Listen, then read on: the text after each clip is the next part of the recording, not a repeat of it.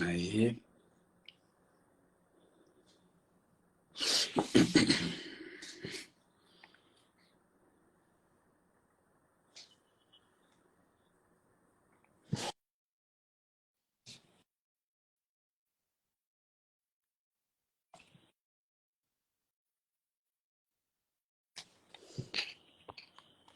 Essa não tá conseguindo. Então, você eletrônica. Uhum.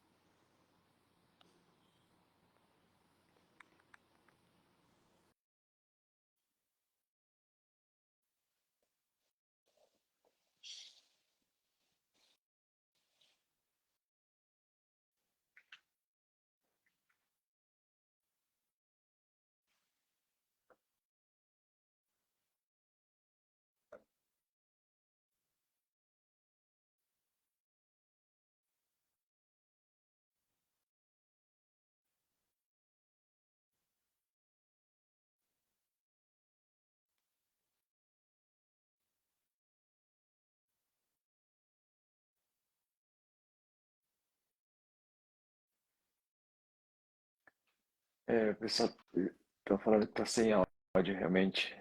O live está sem áudio. Não, Tá. o meu tá sem áudio. Eu tô tentando convidar aqui o Dr. Leandro e a Karina. Aparece uma mensagem que o Dr. Leandro e a Karina não estão conseguindo participar. Enfim, qualquer coisa a gente começa aqui. Deixa eu continuar enviando o convite para eles rapidinho. Qualquer coisa a gente vai começando sem eles mesmo e depois a gente convida.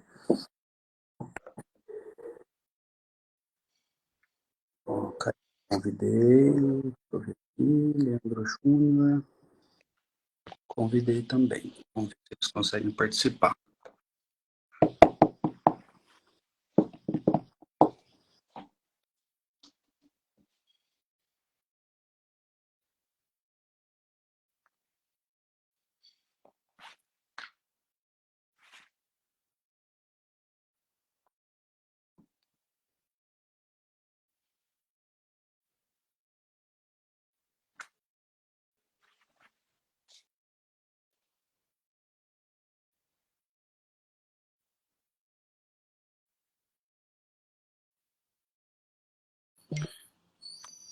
Pessoal, eu vou pedir tanto para a Karina quanto para o Dr. Leandro, se eles conseguirem,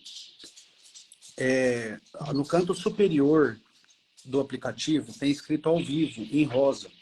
Se você conseguir entrar pelo site da SBN, entrar na live e clicar em ao vivo, às vezes aparece o pedido aqui, eu consigo aceitar para vocês participarem. Tá certo? Ó, aceitei, Dr. Leandro. Aceitei. Não está conseguindo. O que está acontecendo? Será que é problema de internet, de conexão? Vocês já fizeram alguma live com Aceitei. 4 pessoas ou não? É. Sim, sempre. Eu, ele está aparecendo para mim para aceitar, eu clico em aceitar, ele aparece uma mensagem que não está permitindo.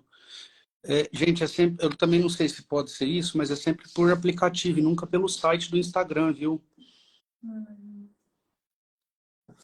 Eu vou, eu vou só colocar aqui rapidinho, gente. Já vou. Se não der certo, a gente vai começar em 2 minutinhos, tá, ô, Ricardo? Só um pouquinho, meu amigo.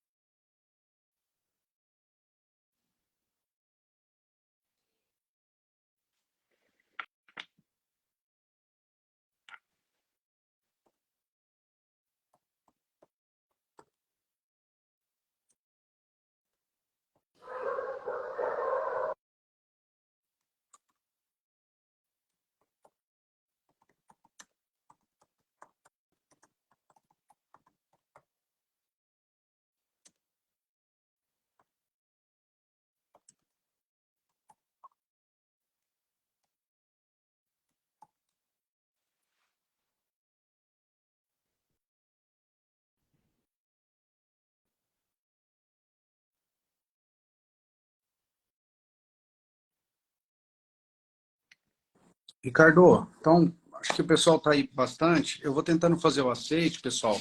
Tanto a Karina quanto o doutor Leandro aí, se vocês conseguirem ficar tentando entrar, eu vou tentar aceitar, certo? Pessoal, para a gente começar então, só um pouquinho, gente.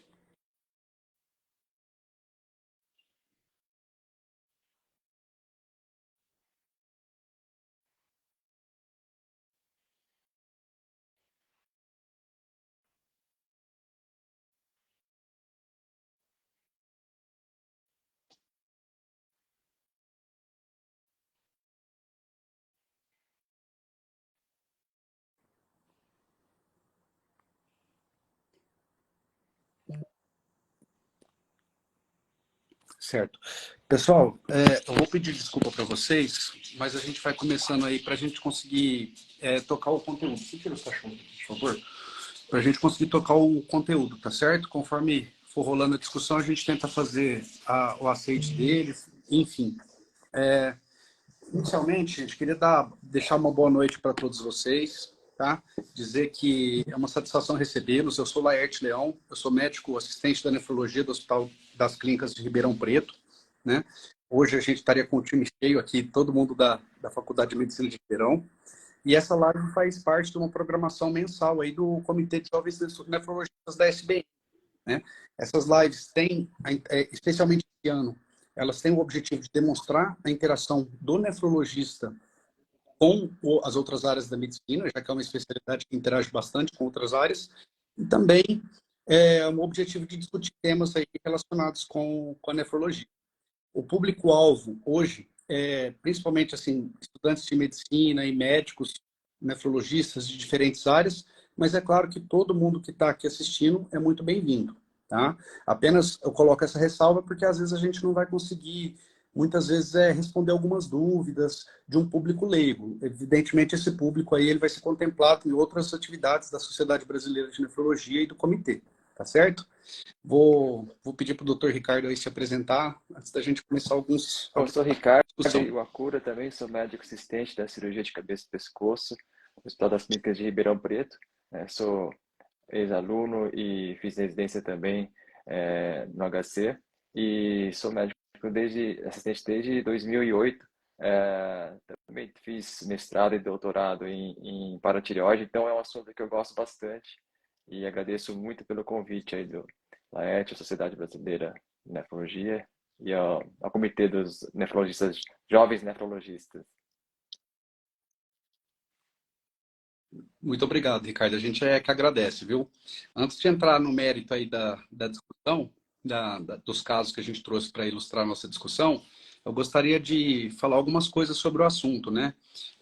Como o nosso público também envolve estudantes de medicina, para o pessoal entender um pouquinho da dinâmica da PTX.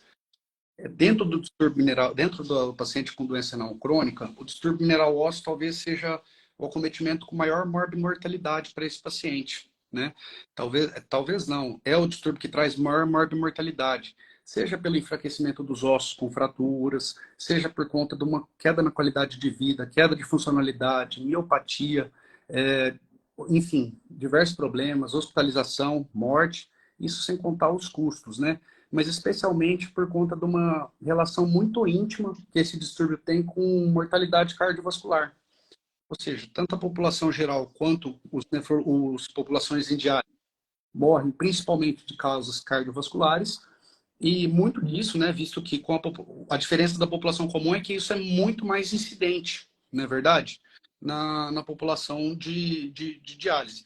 E talvez, por comungar fatores comuns de doenças cardiovasculares com a população comum, como diabetes, tabagismo, sedentarismo, entre outros que a gente conhece, o que explica essa mortalidade tão aumentada nos pacientes em diálise talvez seja realmente o distúrbio mineral ósseo, um pouquinho dessa bagunça que a gente vai tentar discutir hoje.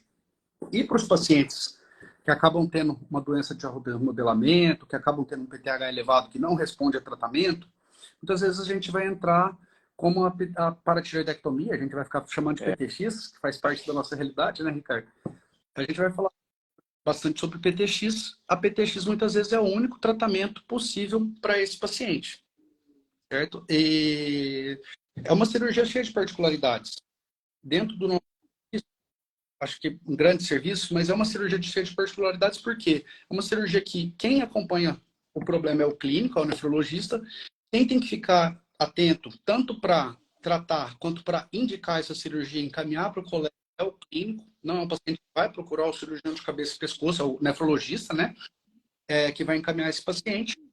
No nosso serviço, como eu falei, a gente interna esse paciente na enfermaria da nefrologia, acredito que seja assim na maior parte do serviço do Brasil.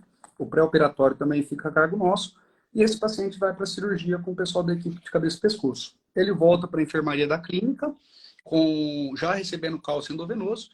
E como a gente vai ver, geralmente eles recebem alta bem rápido da equipe cirúrgica, né? Os cuidados com o dreno, com a ferida, bem alto, mas esses pacientes permanecem às vezes 7 dias, mais de 7 dias, não é incomum ficar mais de uma semana internado para manejo internado da fome óssea, recebendo cálcio endovenoso, enfim, calcitriol, entre outros aí.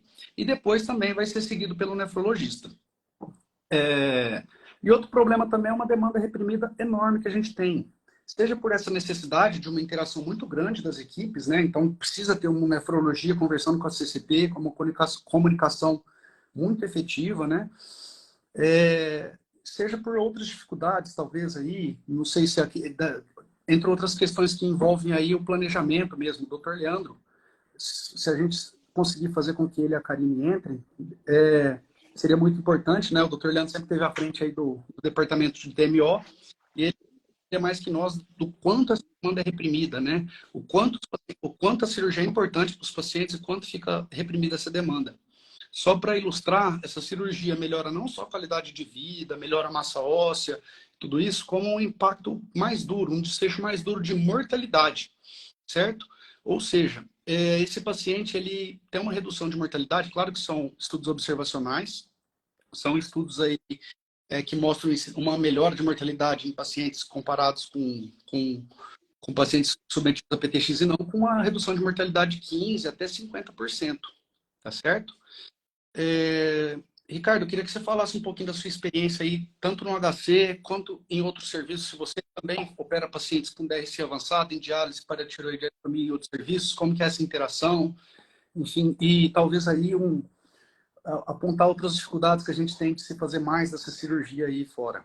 Então, como eu falei, é uma área que eu tenho profundo carinho, porque começa desde quando eu era residente, quando eu era R1, o professor Luiz Carlos Conte, de Freitas era R4, foi ele que começou a fazer a cirurgia PTX na cirurgia de cabeça e pescoço. Então, isso foi no ano de 2002. E desde então, antes a cirurgia vascular fazia com o professor Sherry, mas desde então a cabeça e pescoço que assumiu essa cirurgia. E aí eu peguei bastante gosto, acabei fazendo o mestrado junto com o Luiz Carlos e depois doutorado. O que me encanta também é é uma área que faz o cirurgião de cabeça e pescoço pensar mais, raciocinar, né, porque envolve muita fisiologia, né, no metabolismo do cálcio e a gente tem que estudar e tentar entender também toda a fisiopatologia, e não somente pôr a mão na massa, né, operar o paciente, porque isso acaba ficando muito simplista, né? Então é legal entender todo o mecanismo para poder também adequar suas expectativas da cirurgia e essa interação que tem a cabeça-pescoço com a nefrologia, no HC, é fundamental. Eu não consigo participar das reuniões clínicas, mas tem toda, eu sei que as duas equipes sempre têm essas reuniões semanais, então existe um entrosamento muito grande e faz com que a gente consiga dar um serviço de qualidade para esses pacientes que são pacientes muito sofridos, né, com longos anos de hemodiálise para combinar com o hiperparatiroidismo secundário e com muitos com vários sintomas incapacitantes e são cirurgias que fazem a gente até mesmo se sentir como um super-herói, porque o paciente muitas vezes chega acamado em cadeira de roda, não consegue andar por incapacidade, por dor, fraturas, né, fraturas patológicas, e logo após a cirurgia o paciente às vezes sai andando. Então, é uma gratificação muito grande para a gente. É lógico que tem os casos que não evoluem bem, então isso que gera essa vontade de aprender mais, né? E geram desafios para a gente, com certeza.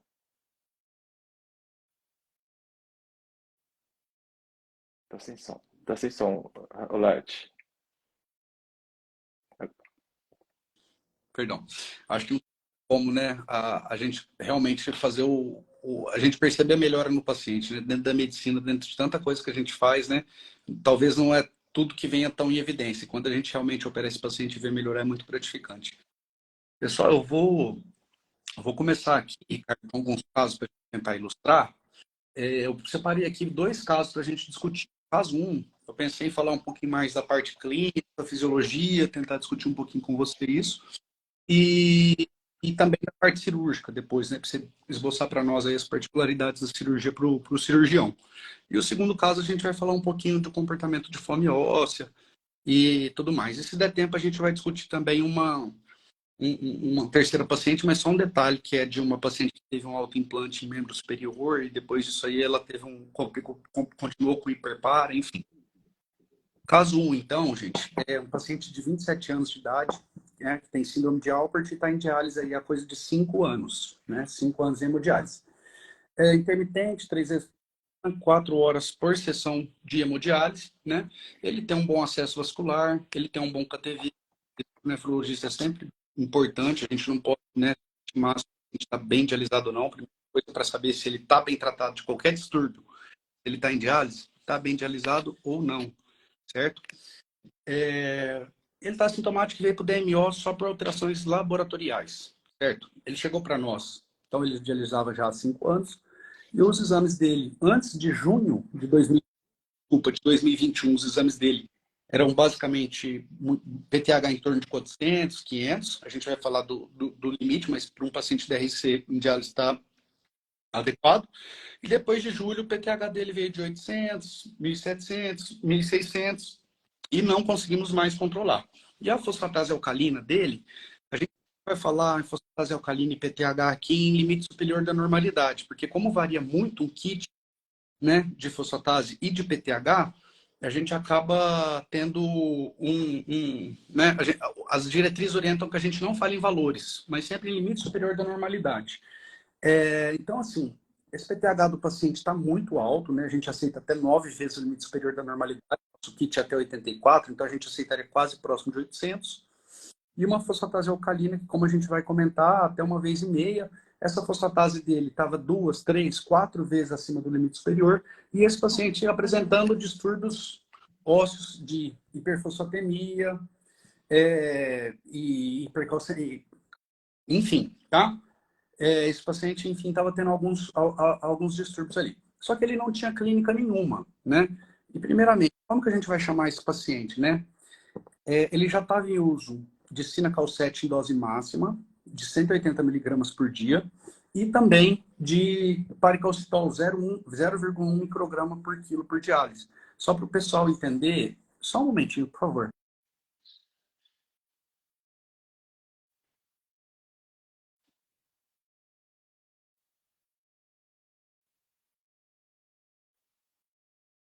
Pessoal, eu vou pedir desculpa, realmente, sabe? Mil desculpas. Eu gostaria demais que a Karina e o Dr. Leandro...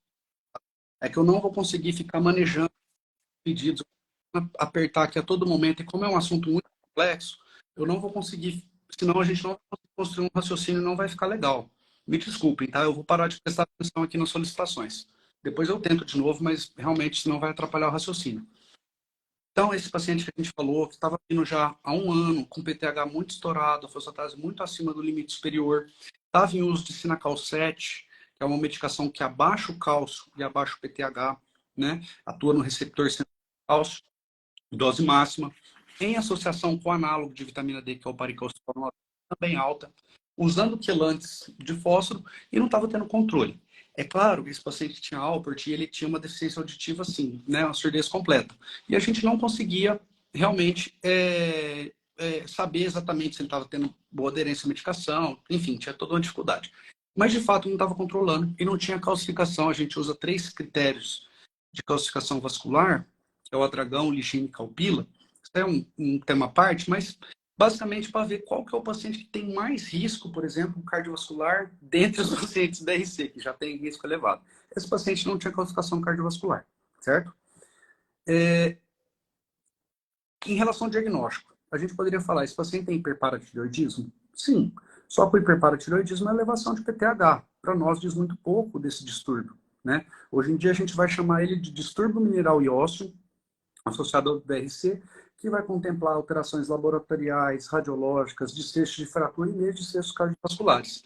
Então, nesse caso, a gente chama o paciente de DMO-DRC, tipo L, porque ele tem laboratório alterado, ele tem PTH, ele tem hiperfosfatemia, né? Tipo R de radiológico, no caso ele não tem, então o dele é tipo L apenas, ele não tem fratura, ele não tem calcificação extraesquelética nem nada disso.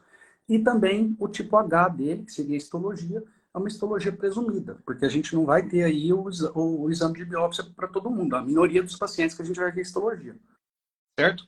Então esse paciente para nós, ele é um paciente DMO-DRC, tipo L, com uma histologia presumida de uma state fibrose, certo? Sem intoxicação de alumínio, certo? Porque esse paciente está em pouco tempo de diálise, intoxicação de alumínio geralmente é com PTH suprimido, fosfatase alcalina muito suprimida. Esse paciente não apresenta essas alterações, certo?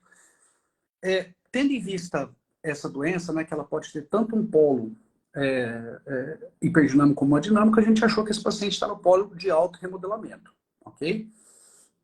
Rapidinho falar de fisiologia, como o Dr. Ricardo falou, eu vou pedir para o Dr. Ricardo também ficar à vontade para falar qualquer aspecto aí, só para a gente entender na hora que a gente for falar dos exames e das indicações de cirurgia.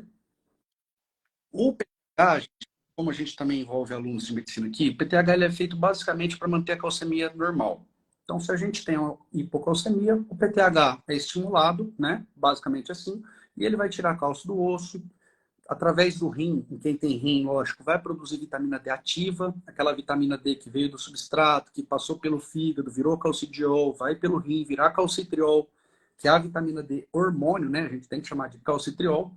Ou seja, o PTH, ele reabsorve o osso, tira cálcio e fósforo do osso, vai no rim, estimula a produção de vitamina D ativa, de calcitriol. Isso aí vai fazer absorção de cálcio e fósforo pelo intestino, certo? E no rim, ele reabsorve cálcio e urina fósforo. Ou seja, no paciente que tem um hiperparatireoidismo primário, em que a gente fala que o PTH é o vilão, a gente tem uma doença com excesso de calcitriol, um PTH alto, gerando um excesso de calcitriol, porque o paciente tem um rim funcionante. Ele tem um excesso de cálcio, cálcio alto, a maior causa de hipercalcemia sintomática, e ele tem o efeito fosfatúrico, porque a gente lembra que apesar de absorver fósforo do osso, do intestino, o PTH tem um efeito fosfatúrico. Certo? Diferente, então, vai ser essa doença característica do hiperpara primário, por exemplo, né, que não vai ser o foco hoje. O hiperpara secundário é uma doença bastante diferente. Por quê? O hiperparatireoidismo secundário já vai ser uma doença em que a gente consegue, a gente vai ter que entender ela como o PTH sendo mais vítima do que vilão da doença. Ou seja, o paciente renal crônico, ele tende a acumular o fósforo conforme ele vai perdendo o rim. Conforme esse fósforo lá precocemente no estágio 2,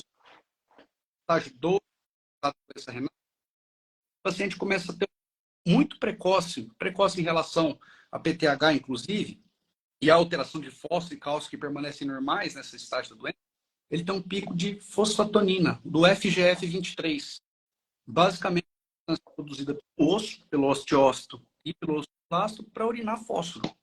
Por isso que a gente acredita que o gatilho inicial seja a retenção de fósforo. Você mantém fósforo normal por esse pico de FGF. E, apesar de tanto o FGF como o PTH terem essa função de eliminar fósforo, serem fosfatúricos, o PTH estimula a produção do calcitriol, mas o FGF bloqueia. Ou seja, a gente tem uma doença diferente do hiperpara primário, de quem tem rim produzindo muita vitamina D, a gente vai ter um paciente, mesmo quando ele ainda tem renal, um bloqueio já da produção da vitamina D. Em vez de ser uma doença com alto calcitriol, o paciente renal crônico tem uma doença de baixo calcitriol, a teoria do trade-off, né? O paciente está sempre trocando, ele está mantendo cálcio e fósforo normal a nível de uma elevação progressiva de FGF e PTH. Certo?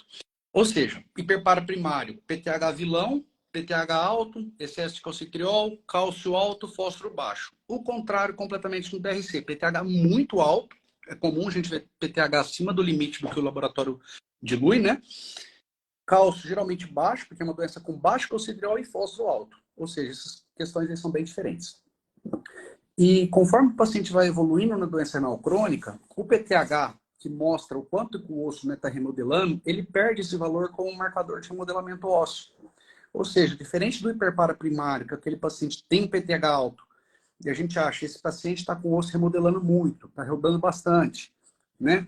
No paciente renal crônico, conforme ele vai evoluindo com a doença renal crônica, o osso dele para de responder ao PTH de uma maneira adequada. Lógico que tem outros problemas, mas basicamente é isso, né? O osso apresenta uma resistência à ação do PTH. Isso por acúmulo de esclerostina, parece que principalmente um paciente conservador. A esclerostina é um inibidor do osteoblasto, mas conforme ele entra em diálise, o que entra em jogo é o que a gente chama de genericamente de ambiente urêmico. Ou seja, o paciente começa a acumular uma série de substâncias, os palavrões aí, né? Pecresil sulfato, indoxil sulfato, que são as substâncias mostradas em trabalhos, por exemplo, para demonstrar efeito de ambiente urêmico. Ou seja, uma série de substâncias que não são bem dialisadas vão se acumular e vão atrapalhar o efeito do PTH. Visto isso, a gente tinha uma diretriz antes que orientava, sempre permitam, do CADOC, né? Falava, você vai permitir um PTH maior conforme o paciente evolui na doença renal crônica. Então, por exemplo, o paciente tem doença renal crônica estágio 4, em vez do PTH normal até 80, aceita um PTH de 80 a 120, depois de estágio 5, 120 a 150, depois 150 a 300. Isso aí caiu por terra com um trabalho de um nefrologista brasileiro, o Dr. Felipe Barreto, né, que é um ossólogo aí, junto com o Dr. Leandro. A gente tem muito orgulho né, dessa turma aí que estuda osso no Brasil. Fez um trabalho com biópsia óssea, pacientes em diálise, abaixo dessa meta, 150, na meta e acima da meta. E o que ele demonstrou? Mesmo paciente acima da meta, tinha um grande índice de paciente com doença dinâmica, que o osso não rodava, né?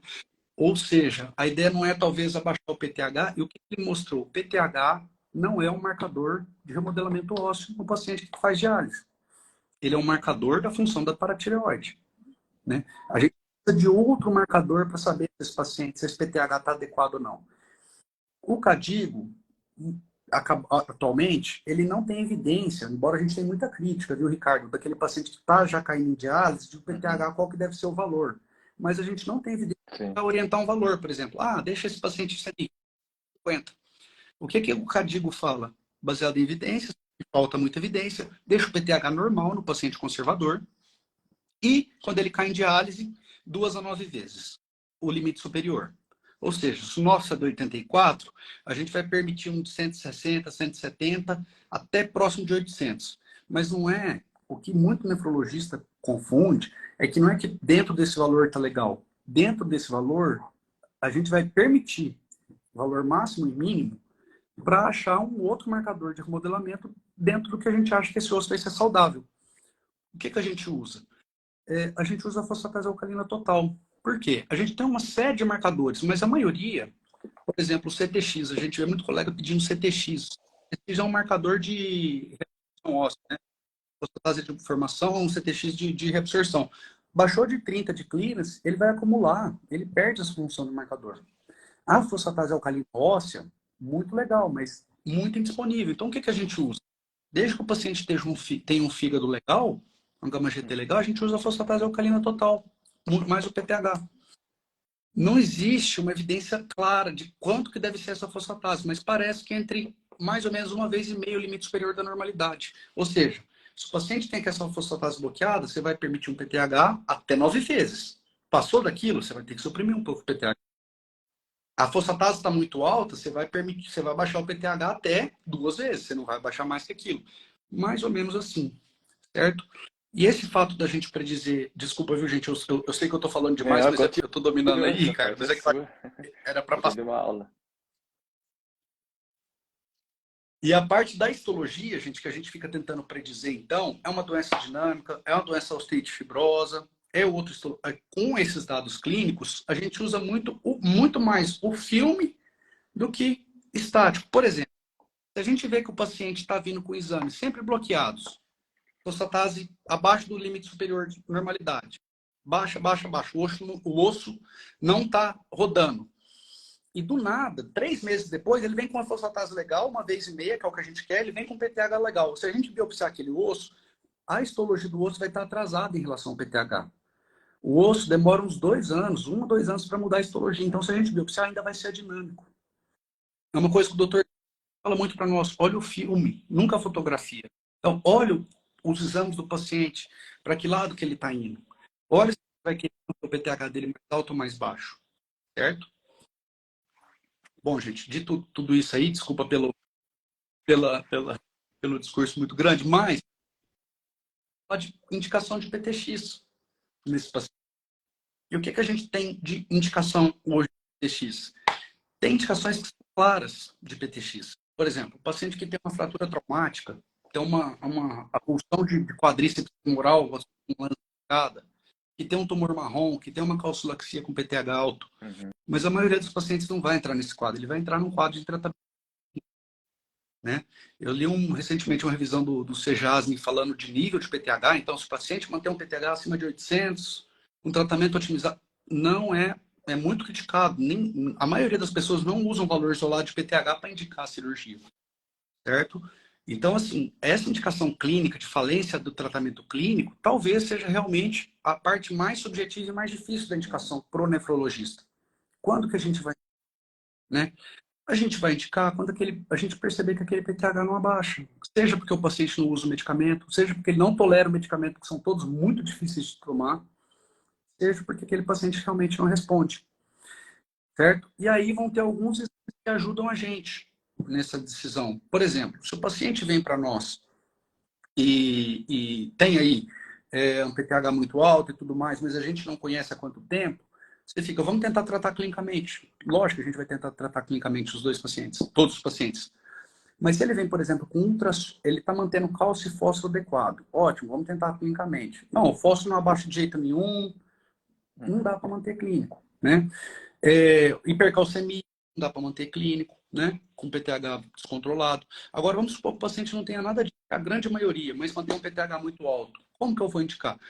Se eu estou tentando tratar ele clinicamente e eu pego um ultrassom, e o ultrassom, que geralmente a paratireoide tem aí 0,5 cm, né, habitual, e a paratireoide dele vem com 1 cm, ótimo. A chance desse estar ótimo, né? Facilita um pouco o raciocínio. O paciente né, ruim. Mas a chance de ser um adenoma, ou seja, de não ser só uma hiperplasia, de ser uma glândula autônoma que não vai ter uma boa resposta ao tratamento, é muito grande, mais de 80%. Então, eu vou ter um limiar mais baixo para a cirurgia dos pacientes, certo? Dentro da óssea, até 2017, o nefrologista densitometria. Hoje em dia, já tem, considerando o resultado de densitometria para indicar a cirurgia. Você pega um paciente com uma massa óssea muito ruim, que não está melhorando com o tratamento, né? Então, essa indicação clínica é uma coisa que dá muita dúvida, mas, basicamente, se você tiver um exame de imagem, uma glândula maior, ajuda muito no tratamento, na indicação cirúrgica. Aquele paciente que já está vindo com alterações, com deformidades, esse paciente a gente não pode perder tempo com ele, certo? É tentar otimizar o tratamento o mais rápido possível, não teve resposta, encaminha. E, eventualmente, a gente encaminha e o colega da CCP manda de volta e fala, ó, o PTH baixou. Vocês querem rever esse paciente? E a gente revê e às vezes a gente surpreende. O paciente que a gente não espera que responda, acaba respondendo, enfim. A coisa é muito complexa. Ricardo, eu queria que você falasse um pouquinho em relação às indicações, se você tem alguma consideração, mas principalmente, às vezes o que a gente recebe muito, né, de alguns colegas, é uma coisa que incomoda muito o clínico. Eu estou com um paciente com hiperpara secundário, com indicação cirúrgica, ele fez ultrassom não demonstrou glândula alguma, ele fez cintilografia, não demonstrou glândula alguma, e agora? Lógico, a gente não vai ter essa ajuda na indicação clínica, né, no exame de imagem. Isso contraindica uma abordagem por vocês ou não? Quais os exames que vocês falam assim, ó, isso aqui é essencial para operar o paciente, esse aqui não? Então, o diagnóstico de preparo secundário, né, doença renal crônica é essencialmente laboratorial, né? Assim, essencialmente não, mas não é necessário exame de imagem para o diagnóstico. O exame de imagem seria para programação cirúrgica, né? Então, por exemplo, nesse caso em questão, um paciente jovem, né, com o PTH se subindo, né, ao longo dos anos, ao longo dos anos de acompanhamento, junto com o cálcio já no limite superior da normalidade, fosfatase alcalina aumentada, jovem, mesmo assintomático, ele usando já tratamento clínico, né, com Sinacal 7 em doses elevadas, né, o paracalcitol, ele não precisa, ele não tem exame de imagem aí, mas tem indicação de fazer o tratamento cirúrgico, independente do que vier nos exames de imagem, né? Mas uma ultrassom sem evidências de glândulas aumentadas, isso não contraindica o tratamento cirúrgico. Isso, e pelo contrário, é muito comum a gente ter esse tipo de resultado, porque principalmente pacientes com doença nodular tiroidiana pode confundir muito o diagnóstico de adenoma de paratireoide, né, hiperplasia de paratireoide, mas é um examinador dependente, então não dá para levar em consideração só o laudo, né? Tudo bem que hoje em dia o cirurgião com o ultrassom na mesa operatória, dentro do centro cirúrgico, consegue fazer um diagnóstico talvez até mais acurado do que muitos radiologistas, né? Por ter um conhecimento maior da anatomia, né? E saber para onde procurar e o que está procurando, né? Então, mas assim, o exame de imagem normal não contraindica, né? De jeito nenhum. E uma dúvida até saindo um pouquinho do tema nosso, mas que às vezes o pessoal fala assim, eu já ouvi bastante isso aí, no hiperpara primário. Putz, também. O paciente tem um diagnóstico clínico de hiperparatireoidismo, como você comentou, primário, né? Baseado aí nos exames laboratoriais, e o exame de imagem não viu nada. E às vezes o colega fala assim para nós: não, eu preciso do exame de imagem porque o cirurgião precisa saber o que ele vai tirar.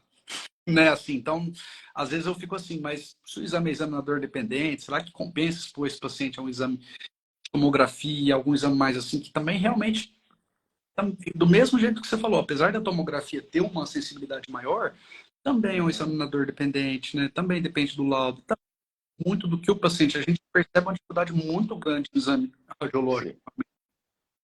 No hiperparaprimário, Tá cortando um pouco. Você falou do hiperpara primário, o quê? que também, mesmo com exames sem evidenciar a glândula, dá para entrar, dá para evidenciar as glândulas e saber ali mais ou menos qual que é a glândula alterada macroscopicamente.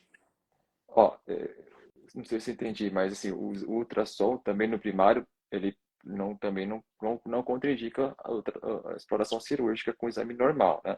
Do mesmo modo do hiperpara secundário. A gente também solicita o exame de cintilografia, né, o Sextamib, para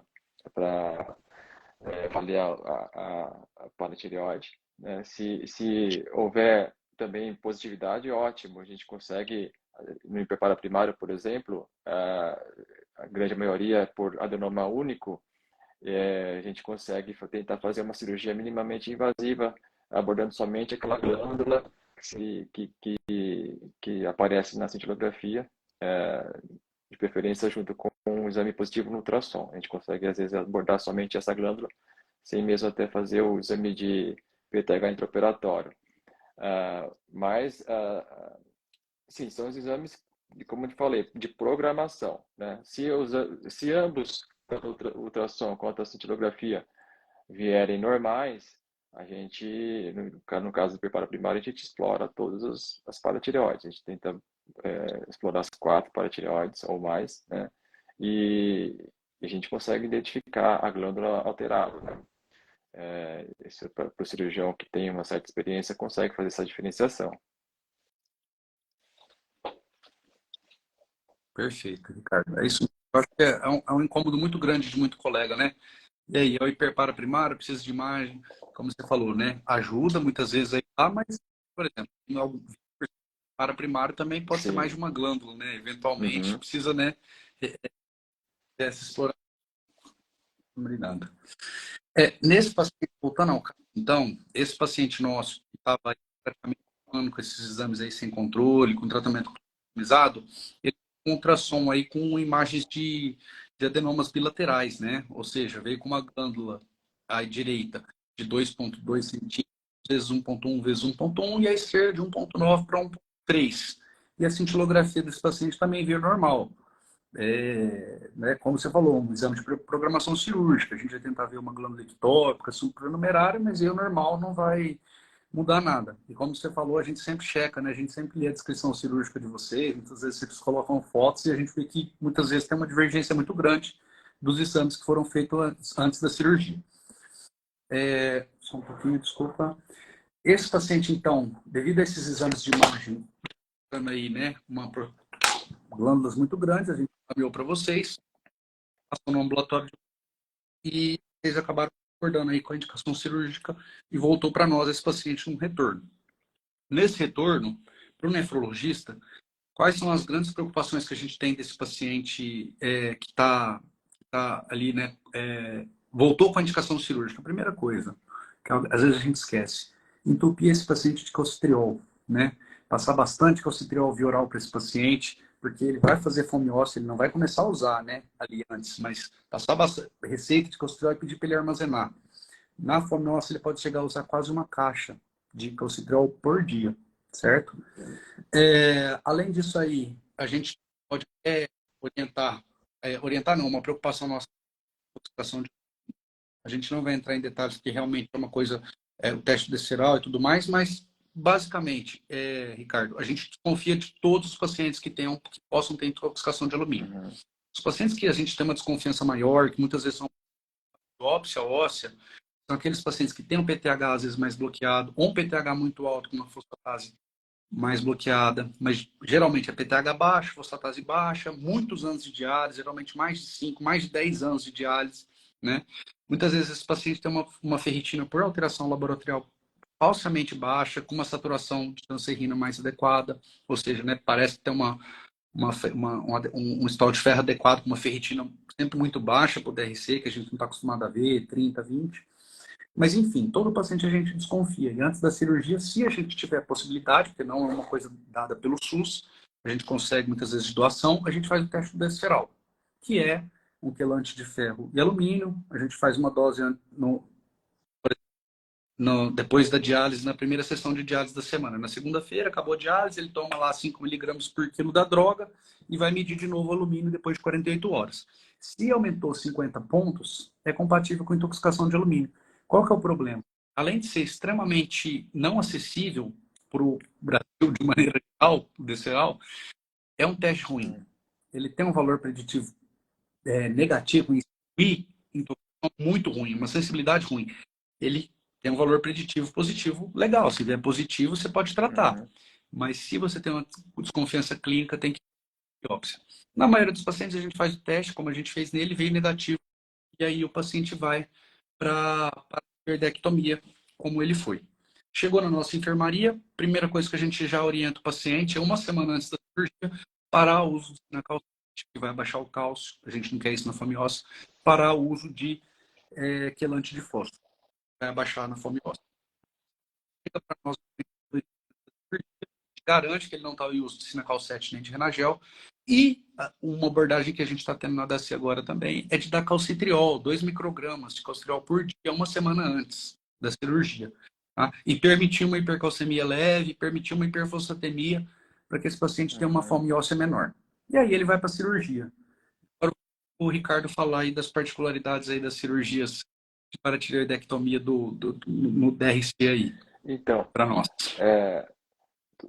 as principais indicações de tratamento, assim, as principais técnicas de cirurgia de paratireoide nesses pacientes são a paratireoidectomia total com um autotransplante. Isso pode ser em musculatura do antebraço, que é o mais comum, né? Pode ser em outras musculaturas, como esternocleidomastoide, deltoide, até mesmo pré-esternal. E a paratireoidectomia subtotal, que você explora as 4 paratireoides e tira 3 glândulas de maior aspecto doente macroscopicamente, né? E deixa a de melhor aspecto, deixa metade dela no seu próprio lugar.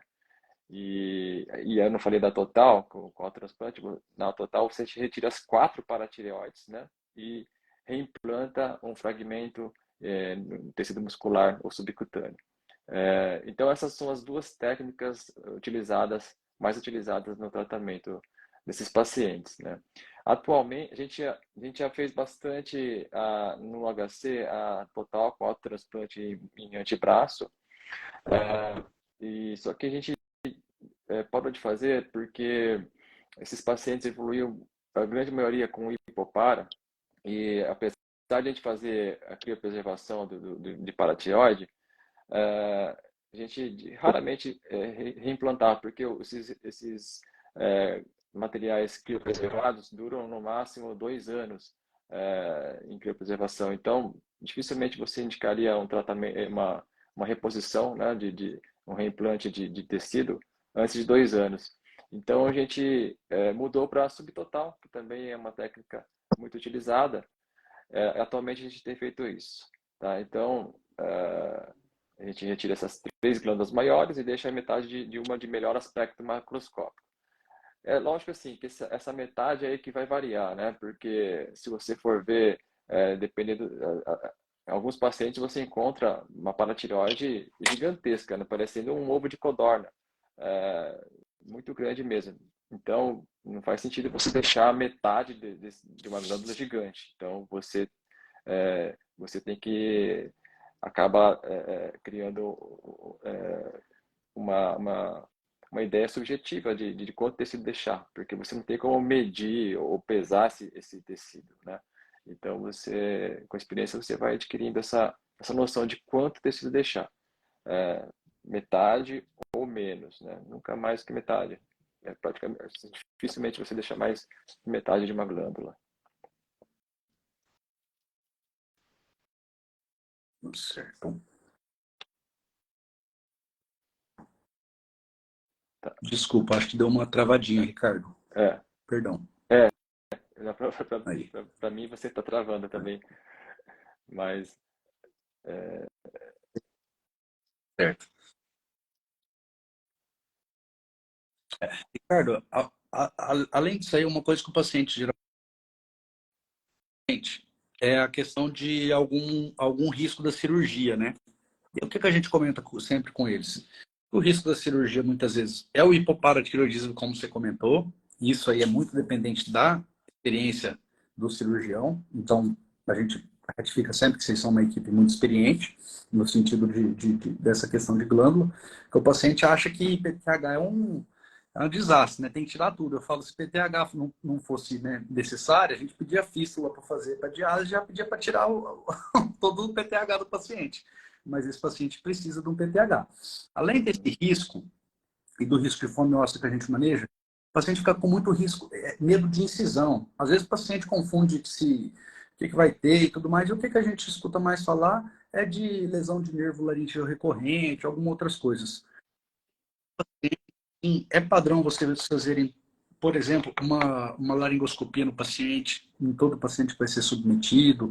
É comum vocês monitorarem nervo laringeu. É comum vocês terem uma avaliação de fonoaudióloga de rotina, assim, pós esse procedimento? Ou esses riscos, assim, são visualizados realmente? sim, todos os pacientes que a gente faz cirurgia de tireoide, paratireoide, a gente faz uma avaliação pré e pós-operatória, tanto com a fonoaudióloga, faz uma avaliação, e a gente faz também o exame de fibroscopia da laringe para avaliar as cordas vocais, para ver se o paciente, de repente, não tem nenhuma alteração previamente à cirurgia, como a paralisia de corda vocal, seja por qualquer outro motivo, mas que não seja da cirurgia, e pós-operatório também, né? Então, assim, quando é possível disponibilizar de monitorização do nervo laringeu, a gente usa, tá?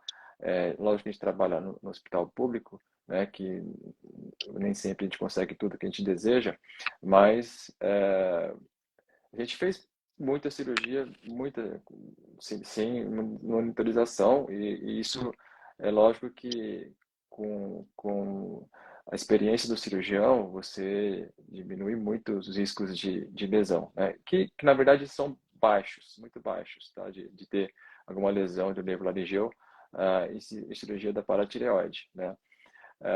Mas é um risco inerente ao procedimento, justamente porque o nervo está lá junto com as paratireoides e tireoide, né?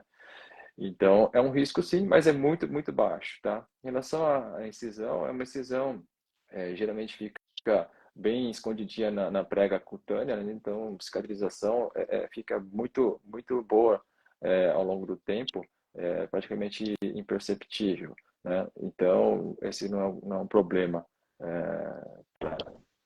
não é uma queixa comum assim, de pós-operatório, tá? Mas assim, a gente tenta usar a monitorização quando é possível, né? E quando é reoperação, a gente faz questão de que seja, Perfeito. né? De que seja usada, porque você vai mexer numa região que já foi manipulada previamente e onde há formação de fibrose, e isso com certeza aumenta os riscos de lesões na invertida do nervo. Então, com o auxílio da monitorização intraoperatória, a gente consegue ter um pouco mais de segurança. Lógico que não te isenta do risco, né? Porque não adianta você operar com o auxílio do monitor e não tiver uma experiência, você acaba lesionando com ou sem, né?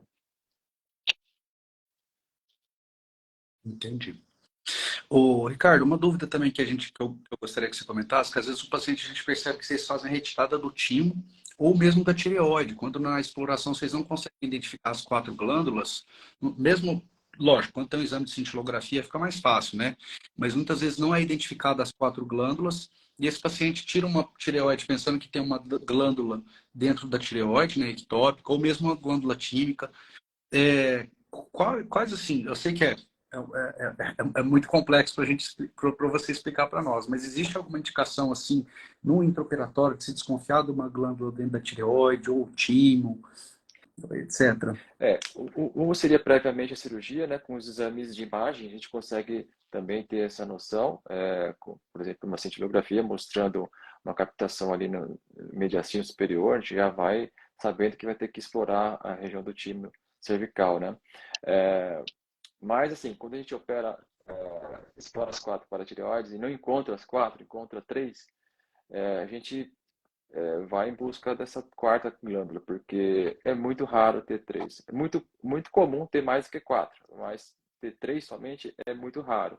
Então, a gente caça bastante essa quarta glândula, que existe uma chance maior que seja ali na região do ligamento tireotímico ou no timo cervical, então a gente acaba retirando o timo nessas situações, né? Porque mais ou menos 13% das glândulas supranumerárias se encontram nessa região, então a gente retira quando não encontra as 4, né?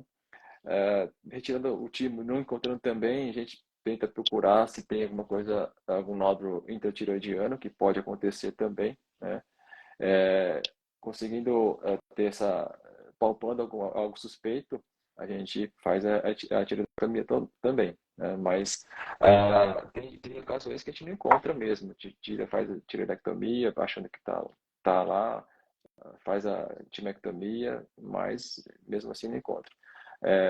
O problema da paratireoide que gera esse desafio para o cirurgião é que ela pode se encontrar desde o pescoço cranial na bainha jurocarotídea até no pericárdio. Então, muitas vezes a gente não encontra essa glândula e vai encontrar só no pós-operatório mesmo, né, com persistência do hiperpara, né, e aí aparecendo exames de imagem, a gente consegue localizar, mas graças a Deus não é o comum de acontecer.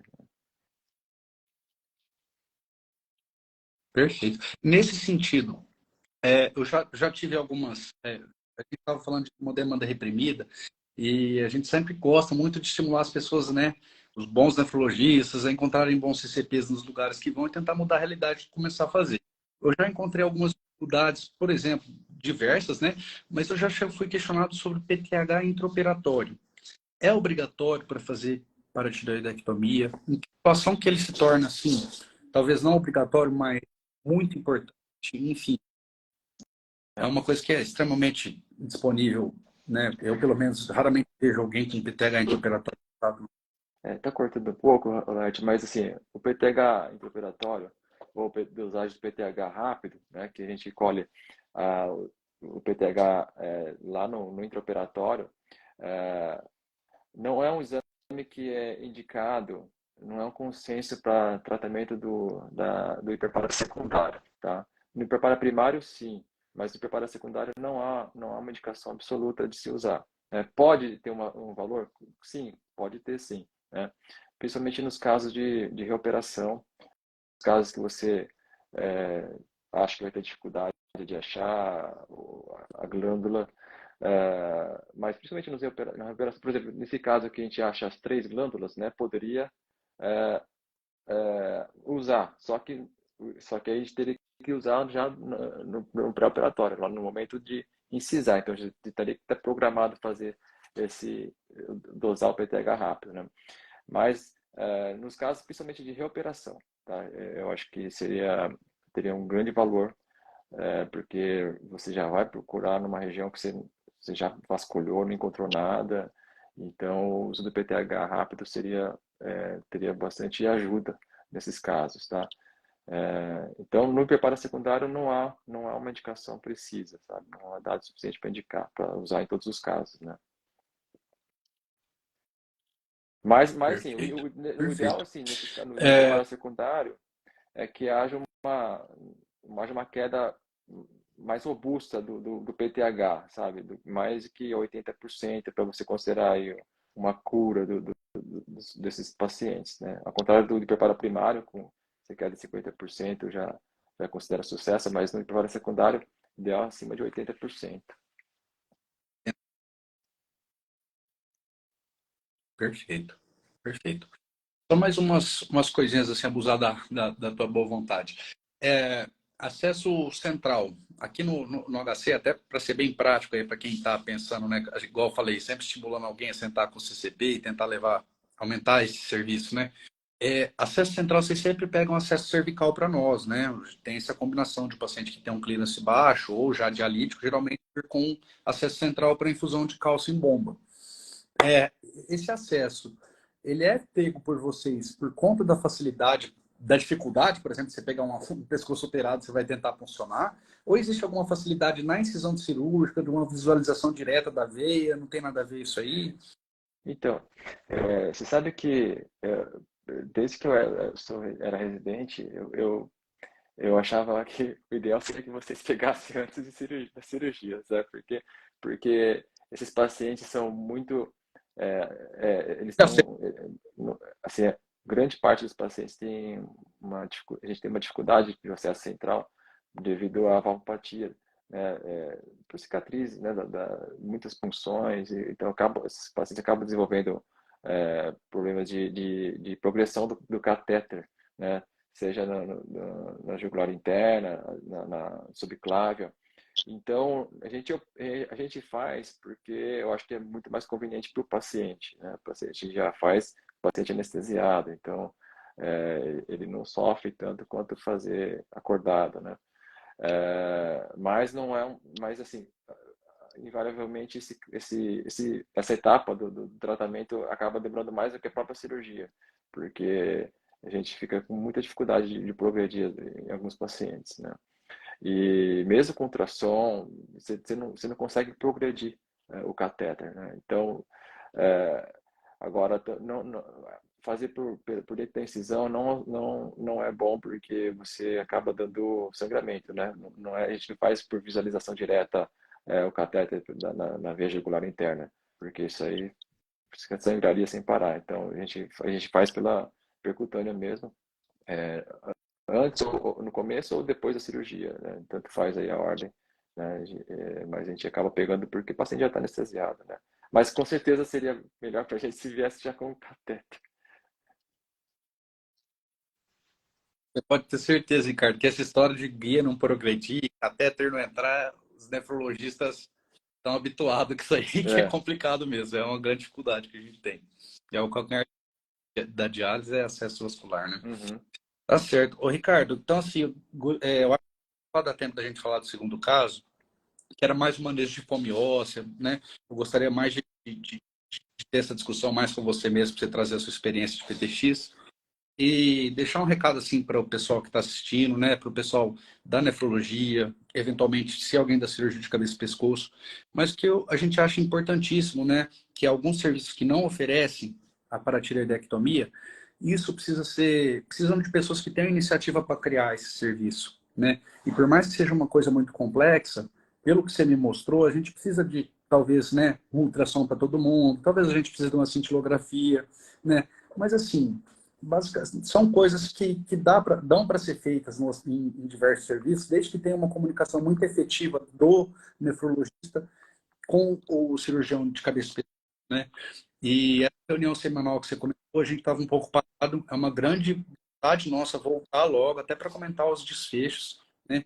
E eu acho que tem coisa melhor, como a gente falou no começo, do médico ver que o paciente vai bem. Então, não adianta pensar, o CCP não gosta de fazer essa cirurgia, o NEF não gosta, não adianta. É um paciente clínico complexo, na minha opinião, que não se adapta na enfermaria à realidade e à rotina do cirurgião, né? Então tem que ser feito esse cuidado realmente pelo nefrologista, mas o objetivo comum dos dois, com certeza, a boa vontade de ajudar os pacientes vem de todos os lados. Então, realmente eu incentivo a pessoa conversar e tentar aumentar essa cirurgia que é tão escassa, né? Uma coisinha que eu vou, no segundo caso não vai dar tempo da gente falar, eu queria comentar um outro caso, assim, de boca mesmo, sem muitos detalhes, dessa época de PTX com autoimplante, com alguns detalhes aí. A gente teve recentemente no HC uma paciente em torno de 45 anos, que fazia diálise há coisa de 20 anos. Se eu não me engano, a etiologia não era esclarecida da doença renal. Ela fez uma PTX com a gente, chegou em 2010, na época que realmente fazia essa total com autoimplante. Então, tirou todas as glândulas e fez um autoimplante no braço direito dela. Ela voltou para o nosso ambulatório e teve uma elevação muito importante de PTH. E aí a gente fica naquela dúvida. Está no autoimplante? Está no pescoço, né? Novamente, exame de imagem, muitas dificuldades. Então a gente pede uma cintilografia e às vezes não identifica nada, como foi o caso dela. E no caso dela, a gente fez um teste clínico, que eu não sei se é habitual de muita gente, mas é um teste de Casanova, né? O que a gente faz? A gente sabe que essa paciente tinha fístula no braço direito, claro, né? A gente sabe que se foi implantado no externo ou no braço da fístula, impossibilita. Mas a fístula dela era no esquerdo, o implante era no direito. A gente dosa um PTH sistêmico dessa paciente no braço contralateral ao do implante, né? Ou em outro sítio. A gente vai garrotear esse braço por cerca de 10 minutos acima da pressão sistólica, ou seja, esse PTH, se estiver sendo produzido pela glândula, ele não vai estar em contato com a circulação sistêmica. E depois disso, como o PTH tem uma meia-vida aí de 2 a 5 minutos, se tiver uma redução abrupta, eu não lembro do valor exato, mas eu acredito que mais de 70% ou 50%, você prova que esse PTH veio do braço. E a gente tinha feito esse teste, tinha concluído e tinha encaminhado ela para o Só uma ambulatório de coisa, vocês. Nath, Infelizmente, essa o paciente teste internou. Casanova, o teste, tá cortando um pouquinho. O teste Casanova clássico são 10 minutos, né? Mas o paciente, vocês sedaram o paciente ou fizeram sem nada? Faz ação. Idealmente, Ricardo, se o paciente tiver uma tolerância, a gente faz até 20 minutos. Mas assim, pelo menos 10 minutos a gente pede tentar. Mas realmente, né? Quem já fez aí prova do laço, que é só metade, né? A pressão média aí, sabe que já incomoda. Imagina um desses que interrompe mesmo a circulação, né? Mas 10 minutinhos pelo Mas esse menos. teste Casanova E aí, modificado, Ricardo, esse paciente, com menos tempo, puxa, fazer com 1 minuto, é, com 1 minuto, olha, eu não vou porque, responder para porque pode você. até Se mesmo o, essa dosagem de ambos os membros, né, se tiver um gradiente de 50%, você também não pode assumir que seja do membro do implante, ou isso é difícil de acontecer. sim, sim. Não, exato. O que acontece? Quando o paciente tem um implante, Ricardo, realmente a gente tem que preocupar, porque como ele faz a coleta do PTH no centro de coleta, às vezes a pessoa coleta o exame exatamente aqui Uhum, acima do implante, né? Ou abaixo do implante. Esse teste é diferente do Casanova, né? Que coleta uhum, para ver se a glândula pegou, por exemplo, né? E aí, a glândula pôs no braço. Pô, dose o PTH antes da glândula e após a glândula, né? Se ela tiver esse incremento, que a glândula pegou. Agora, o teste Casanova, uhum, como você meio que exclui esse PTH da circulação por um tempo maior que a meia-vida do hormônio, né? Se tiver PTH sim, alto ainda, é pescoço, né? Ou é pescoço, aí que uhum. falou, né? Mediastino, alguma área que a gente não. Aí sim, talvez a busca por exames mais melhores, né? Carlos, a paciente internou com a gente recentemente. Não, Desculpa, você queria não. colocar mais alguma coisa, amigo?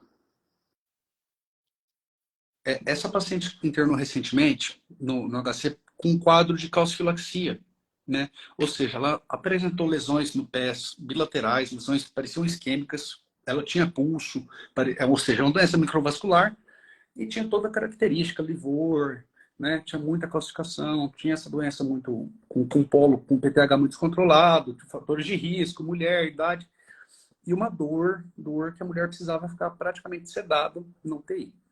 Entrou em choque séptico, computação, e a gente levantou o diagnóstico de calcifilaxia. Lógico que esse diagnóstico foi confirmado depois por biópsia da peça cirúrgica, né, da amputada.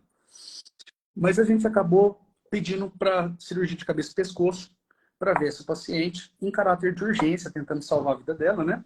Tirar essa... E a cirurgia foi muito bem, assim, teve muito sucesso, Uhum. né? A cirurgia foi feita no CTI, abordou o braço, e o PTH dela pós-operatório veio de 20, veio dentro de um valor de...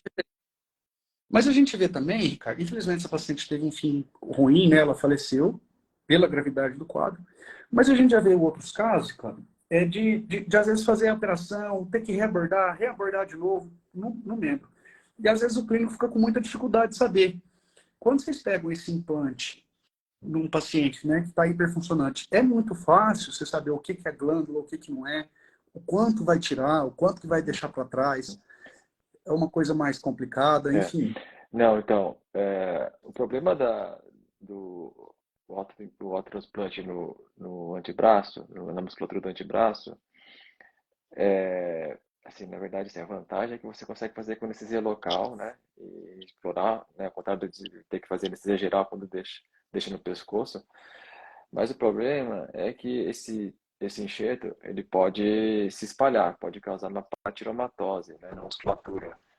E já a descrição de ter que amputar mesmo o braço para sanar esse problema, né, devido ao espalhamento da paratireoide, né.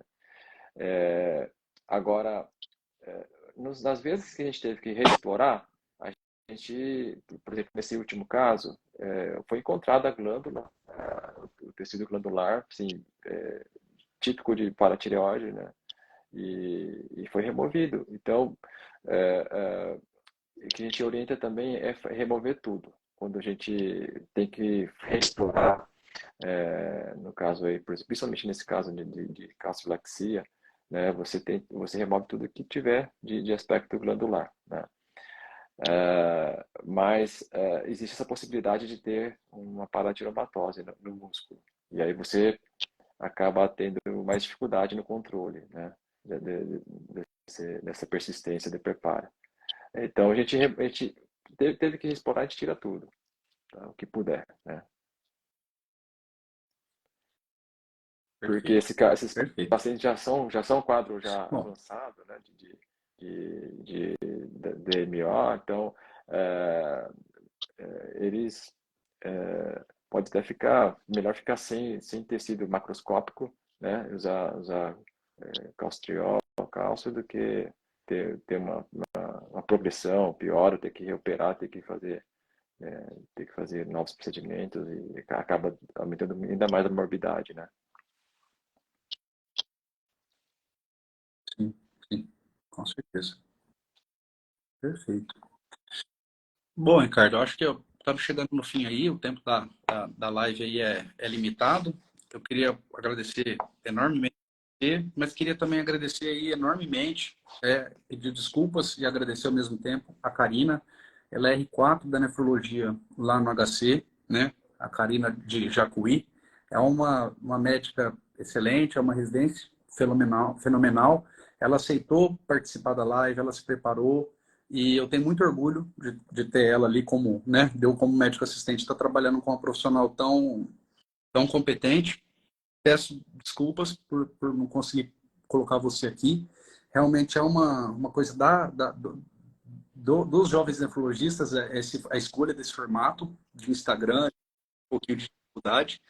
E o Dr. Leandro é o nosso, né, o nosso professor ali da parte de DMO, é a pessoa que tem mais experiência, que trabalha de longa data.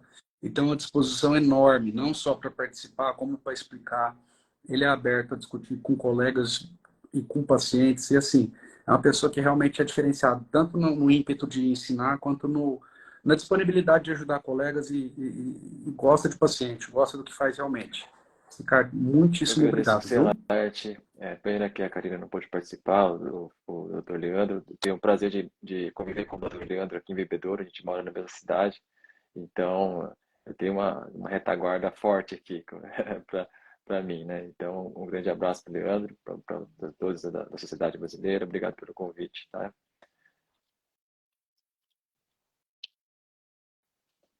Certíssimo. Pessoal, boa noite a todos. Nós vamos encerrar aqui e fica, reforça aí os agradecimentos a Obrigado todos a os todos. participantes. Ricardo, muito obrigado. Aliás, vocês estão formando de PTX lá em. Doutor Leandro me falou que tem uns 3 cirurgiões de cabeça e pescoço que faz PTX de ao crônico lá em Bebedouro, pô. É, três eu sei, mas tá fazendo aqui sim.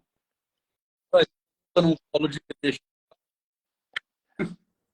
Cortou um pouquinho. Não vi. mas é isso aí. Ricardo, muito obrigado, gente. Obrigado a você, Laerte. Boa Boa noite, noite viu, a pessoal? todos.